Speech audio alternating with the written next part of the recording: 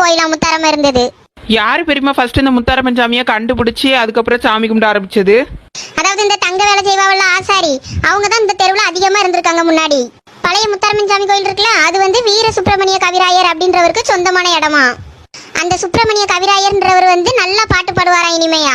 அவர் அந்த பட்ட மரத்தை கூட துளிர் விட வச்சிருவாராம்.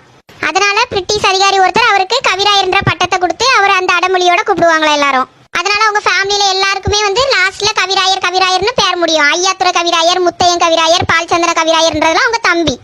சரி பெரியமா, அந்த சாமி எப்படி வந்துச்சு அதை சொல்லுங்க. அதான் அந்த வீர சுப்பிரமணிய கவிராயரோட அம்மா வந்து விறகு வெட்டும் போது அவங்க அருவா வந்து ஒரு கல்லுல பட்டு அந்த கல்லுல இருந்து ரத்தமா வந்துச்சான். அந்த கல்லுல இருந்து ரத்தம் வந்ததை எல்லாரும் பயந்து இதுல ஏதோ ஒரு சக்தி இருக்கு இந்த கல்லுக்கு அப்படின்னு நினைச்சு அதுலயே ஒரு ஓலை குடிசை மாதிரி அமைச்சு அதை எல்லாரும் சாமி கும்பிட்டு இருக்காங்க, முத்துலட்சுமி அம்மா அப்படின்னு பேர் வச்சு. அப்புறம் எப்படி பெரியமா முத்தாரம்மன் பேர் வந்துச்சு? அப்புறம் ஒரு டைம் ஊருக்குள்ள இந்த முத்து முத்தா வரும்ல அம்மை, அந்த அம்மை நோய் வந்ததுனால அதை வந்து இந்த சாமி கிட்ட வந்து எல்லாரும் வேண்டி கேட்டுக்கிட்டப்போ அந்த முத்தெல்லாம் உதிர்ந்து உடனே குணமாயிருச்சான். அதுல இருந்து முத்தை ஆற்றுற அம்மன் முத்தாரம்மன் அப்படின்னு பேர் வச்சாங்களாம். அப்பனா இப்பயும் அந்த கவிராயர் குடும்பம் தான் அந்த கோயிலை எடுத்து நடத்துறாங்களா பெரியமா? இல்ல, அந்த கவிராயர் குடும்பத்துல 3 பேருமே ஜீவ சமாதி அடைஞ்சிட்டாங்க. அவங்க பசங்க தான் அந்த கோயிலை நடத்திட்டு இருந்தாங்களாம். அதுக்கப்புறம் ஒவ்வொருத்தர் கை மாறி இப்போ கவர்மெண்ட் கையில இருக்குன்னு நினைக்கிறேன். அந்த ஜீவ சமாதி எங்க இருக்கு பெரியமா?